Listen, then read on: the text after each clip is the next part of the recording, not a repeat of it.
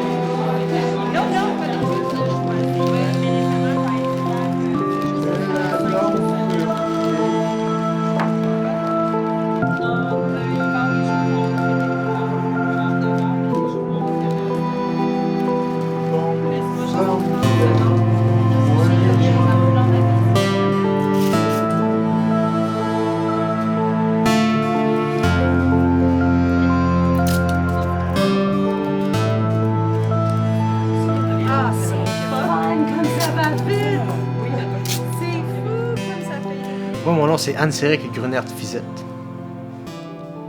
Voilà. C'est moins compliqué.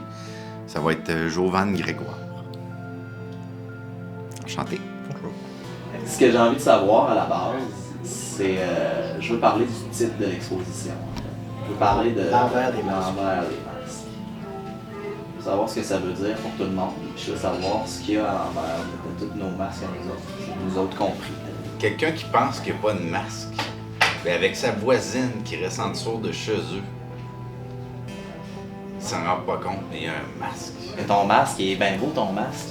On a tous des bien beaux masques. Ça sert à quoi? Ça sert à quoi? C'est Ça pas sert à regarder quoi? un masque dans le musée, mais savoir pourquoi ce masque-là existe, c'est là qu'il est intéressant. Trouver la personne qui porte un masque, puis il sait pas qu'il porte un masque.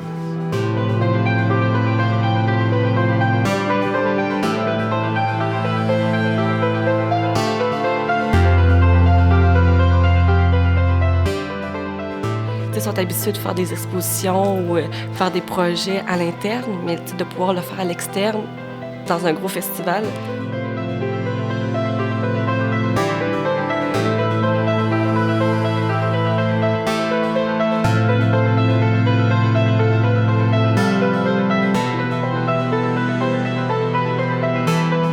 Est-ce que ça fait longtemps que tu fais de l'art avec Pêche? Ça fait au moins 1 an. OK. J'ai commencé l'année passée parce que je m'étais fait mettre dehors au travail. Un peu par ma faute, là, c'est moi qui ai comme tout fait pour me mettre dehors parce que j'étais pas bien, je me sentais pas à ma place. Comment ça? Ben c'était que je me levais le matin, puis avant de rentrer, j'étais stressée en me disant qu'est-ce qu'il y avait aujourd'hui pour me tomber dessus. Là. Tu sais, ça me tombait toujours dessus, c'est toujours moi la méchante, toujours moi la fautée, c'est toujours de ma faute. C'est parce que je leur ai tenu tête. Puis normalement, ils sont habitués à ce que le monde fasse pitié, puis le monde dise qu'ils ont mal ici, puis qu'ils ont mal là, parce qu'on est en santé mentale. Puis moi, ben, j'ai pas de problème de santé mentale. C'est pas énorme. Le fait d'avoir développé mon côté artistique, c'est lui qui fait que je te parle présentement, là, que je suis encore en vie. Il est resté vivant à travers toutes les épreuves que j'ai eues, puis Dieu sait que j'en ai eu de la merde. Fait que ça, c'est à ça que je me suis accrochée, puis je suis une artiste dans tous les sens du terme. On peut être artiste de bien des manières. Mais moi, la manière que je vois la vie, c'est une manière avec des yeux de poète. Quand je suis devenu violoniste, j'étais petit, puis ma mère m'avait fait écouter mon père, m'avait fait écouter un disque dans lequel il jouait de la guitare, puis il y avait un drummer, puis dans le fond, il y avait un tout petit violon qu'on n'entendait pas, mais moi, je l'entendais. C'est ça qui t'a donné le goût? Oui. Ah ouais. Oui, vraiment. Je me suis dit, Seigneur, si je pouvais jouer aussi bien que ce gars-là sur le CD. Souvent, les peintures que j'ai faites, ils ont toujours soit en gros plan ou quelque part dans la toile, il y a un rapport avec un vélo à quelque part. Tu vois un arbre qui est tombé, puis tu vois des cocottes avec une espèce de branche qui fait la forme d'un vélo ou d'un cycliste, là. Dans le fond, les participants, souvent dans les expositions, ils sont pas là, c'est leur masque, c'est leur histoire qui sont projetées, mais eux autres, ils le vivent pas, ils voient pas la réaction des gens. Ils peuvent pas vraiment le vivre, puis en même temps, pour le public, le voir les participants interagir avec eux, c'est encore plus grand. Est-ce que vous faisiez de l'art ou de la création avant d'avoir Non. TCC? J'allais rentrer au cégep, moi. Ah ouais? En quoi? J'ai fait une session de cégep. Français, anglais, espagnol, russe, allemand. OK. Je m'enlignais pas dans grand-chose. Toi? Moi? Je faisais de la peinture, je créais. Je faisais des maisons. J'ai bâti des maisons. Tu sais, à Sherpa, c'est un prétexte, l'art. C'est pour aller chercher les gens, c'est pour pouvoir communiquer avec eux autres, puis vivre un moment, puis faire en sorte que la plupart des gens qui viennent à Sherpa ont besoin de ce petit moment-là où ils sont en plein dedans. Que ça soit la création, que ça soit de faire du jardinage, que ça soit de faire du théâtre, tout ce qui fait en sorte que tu vis le moment puis que tu arrêtes de penser à ce qui va pas bien dans ta vie.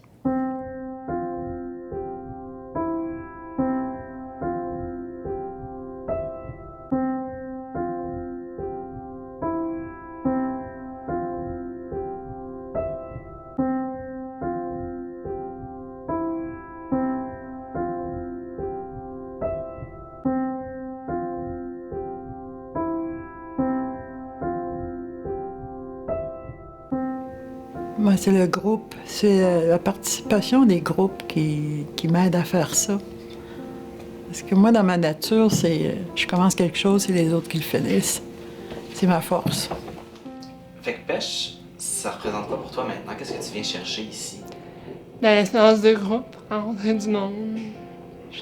Voir autre chose que mes 4 murs blancs chez nous en appartement. J'ai accompli des choses. Le jour où j'ai fait un vernissage, c'était ma première projet de vernissage. J'ai parlé devant le monde. Moi qui ai eu ça, les orales à l'école, là, je faisais un oral, puis chez équipe, j'ai réussi à parler devant tout le monde un jour. Il y avait beaucoup de monde quand même, à 17. C'est comme un écosystème. Quand on voit un champ de fleurs sauvages, il n'y a pas une concurrence. C'est tout hétérogène, puis ensemble, ça fait beau. Mais c'est un peu ça. C'est comme chacune sa voix était tellement présente, tellement authentique. Puis, ensemble, ça faisait encore plus beau. Je trouve ça important, là, quand j'ai des relations avec les autres, de voir vraiment la vraie personne. Pas un masque, là. Puis il y a plein de participants, en fait, qui ont changé tout bout pour bout, mettons, 1 heure avant la représentation, parce qu'ils préféraient parler avec leur cœur, improviser, parler aux gens directement. C'était comme la plus belle chose qui pouvait pas arriver. Ça couronne tellement bien le processus, justement, qui a été basé sur de la confiance de part et d'autre, puis que là, d'arriver à la fin comme ça, de dire « je suis assez en possession de mes moyens, j'ai juste envie de parler au monde », je trouvais ça vraiment fantastique. Il n'y a personne que tu sentais qui était forcé d'être là ou qui n'avait pas envie d'être là. Au contraire, tu sentais que tout le monde était tellement content d'être là. Fait que c'est comme si on dirait qu'à partir de ce moment-là, on a fait « OK, non ».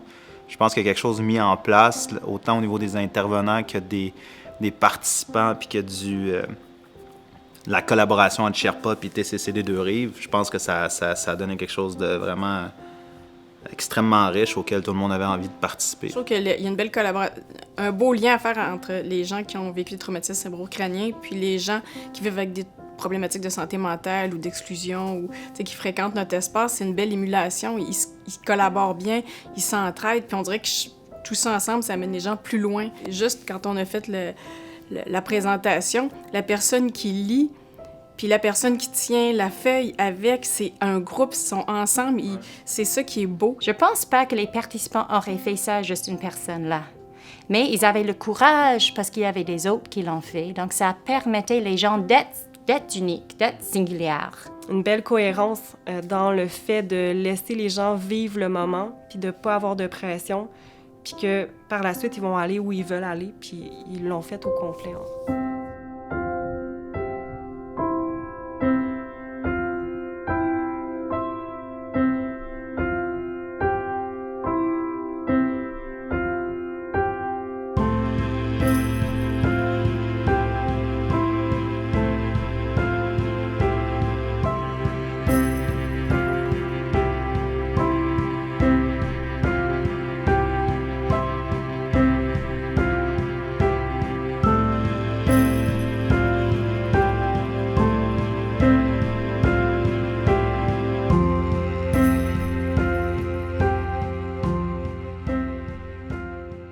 qu'est-ce que nous autres, on vit, tu sais, au début, c'est plate. Tu sais, c'est triste. T'as perdu tout ce que t'avais avant, gna. Tu sais, t'es pas de bonne humeur quand t'as fait un traumatisme crânien. Mais là, tu te rends compte que, finalement, c'était mal pour un bien, à la fin de tout, non? Bon, on me fait de la peine, c'était vécu. Tu faisais de la compétition. Compétition à vélo. J'étais doué pour les études, pour le sport, puis pour faire le con. Une fois, je me souviens très bien, c'était un bon coup, ça. Je m'étais fait mettre dehors d'un cours, puis dans ce temps-là, la règle à suivre, c'était pas de rester dans le corridor, parce que le directeur se prenait tout seul, toujours dans les corridors pour ramasser des feuilles ou n'importe quoi. Puis là, tu te faisais ramasser. Moi, je me suis fait mettre dehors d'un cours, je suis allé dans le bureau du directeur. Il était pas là, il était en train de faire cette tournée à l'école. Alors, je me suis amusé à dérégler la sonnerie des cours.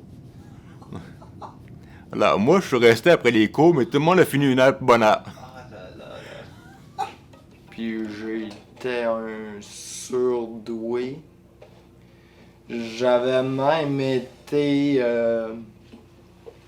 pas dire renvoyé, parce que je l'ai pas été, mais ils ont fait rencontrer ma mère pour y dire... Isaniel, il dérange dans la classe, il sait déjà tout, même il nous reprend en classe quand on fait une faute sur le tableau. Fait que on l'enverrait à cette école-là, mais faudrait qu'il apprenne un instrument pour ça. Ma mère m'a acheté un violon à 50 $. Au cas où j'aime pas ça, elle m'a pris un cours privé de 3 jours, puis en 3 jours, j'avais déjà tout appris. J'étais vraiment bon.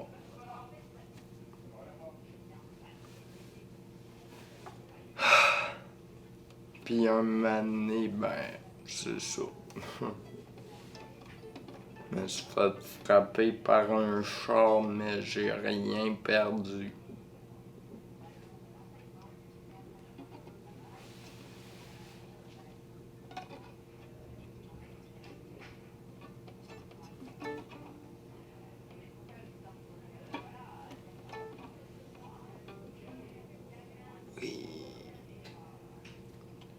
J'étais vraiment bon.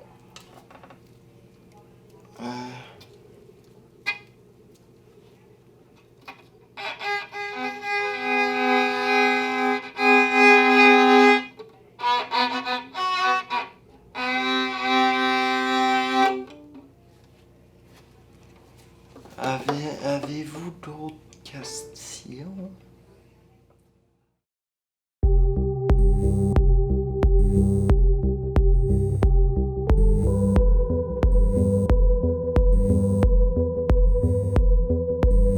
Ça? Super! Ma choquette veut faire son coming out!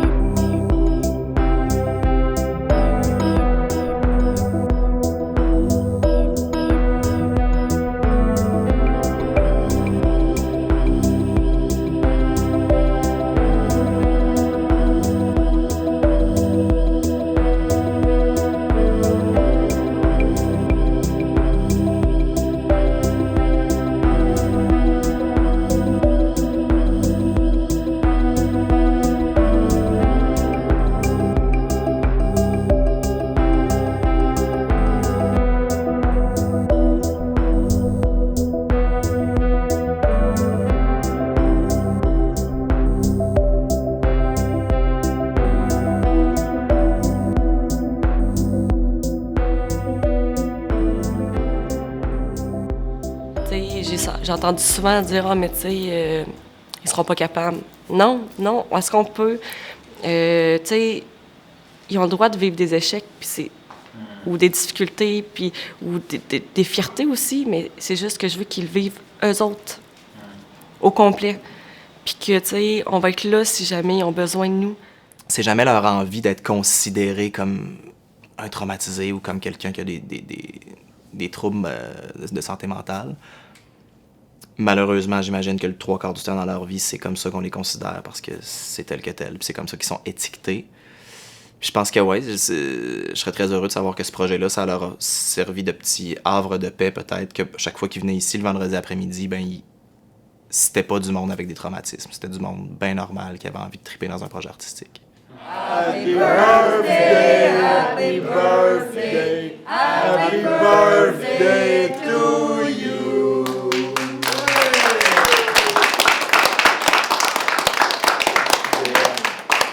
Je vous aime tous beaucoup. C'est réciproque. C'est réciproque. Je suis rendu ici, puis j'ai du monde cool autour de moi, puis j'ai fait un bon bout de chemin. J'ai fait un bout de chemin que j'ai beaucoup aimé. Ce que j'ai beaucoup aimé, c'est la liberté que les gens qui ont travaillé avec nous ont laissée. Une liberté totale, une confiance. On a pu s'exprimer à notre manière. Tu sais, des fois, il y a des gens qui, sans le dire, veulent nous guider ou veulent nous amener à des endroits où vraiment on ne veut pas aller. On nous a permis d'être nous-mêmes au complet, totalement. Puis ça, j'en ai discuté avec plein de gens qui ont tous été d'accord, ceux qui ont participé à l'activité avec moi là-dessus. Parce qu'il ne faut pas se le cacher. Des fois, ça peut être des entraves à la création des gens, ça, quand on ne laisse pas pleine liberté. Disons que c'était une folie dont j'avais toujours rêvé. Et puis, je me le suis permis proche de mes 60 ans, cette folie-là. Et je ne la regrette pas du tout. Ça m'a permis de donner, en fait, ce qui est difficile pour moi de faire. Je sais pas comment l'exprimer mieux ou plus clairement. Ou... Ce qui était beau dans notre projet, c'est que c'était vrai. T'avais ta place, mais tu formais un groupe aussi. Il y a ça de merveilleux dans ce projet-là. Chacun avait sa place. T'es pas obligé de faire comme tout le monde, mais on formait un groupe. Ça j'ai beaucoup appris là-dedans. De me l'avouer à moi, là, que j'ai besoin des autres, là, j'en ai fait du chemin, là. Avez-vous l'autre question?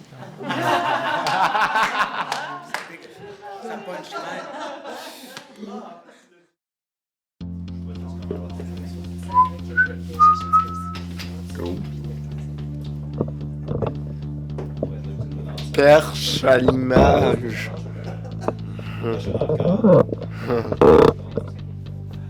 Sur la tombe du pharaon, il est écrit en Égypte ancien « Vive Justin Bieber ». C'est bon, c'est fait.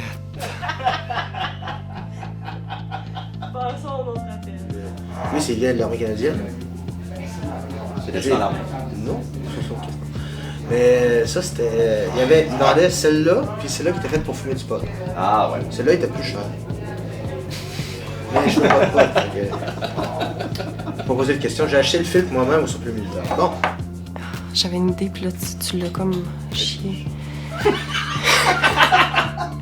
Je l'ai comme chié parce que j'ai trop parlé. Oui. Je suis désolée. Attends un petit peu, je vais juste me questionner. Hey, moi, c'est Elliot Labrise. J'ai été... je sais même pas, je pourrais dire conception vidéo. Ouais. Et archiveur vidéo. Je me sens comme un vieillard qui travaille dans la Deuxième Guerre mondiale. Il est venu lâcher. Avec ce personnage-là, je vais le ressortir au théâtre. Mais j'aurais aimé ça faire ma vie là-dessus. Corps et blanc sur fond blanc. Très en masse d'attente. Ben, corps et noir sur fond noir, ça ne changera pas. Il l'a fait. Mon chum me dit que j'ai une beauté fantastique, magique. T'as pas ça mon chum qui dit ça, là, mais... J'ai pris une femme. Ah oui? Elle n'a pas voulu. Elle a pas voulu te donner une pomme? Non. T'as pas demandé. Comment tu décris le concept? Je sais pas, on dit bien scanner. Ben, scanner, ils sont pas une fake, ça. Mais. Dis bonjour au micro. Bonjour au micro. Bon. Bon, avant que je me fasse broyer moi-même, ça arrive souvent. Bye les boys! Bye. C'est fini. La torture est finie.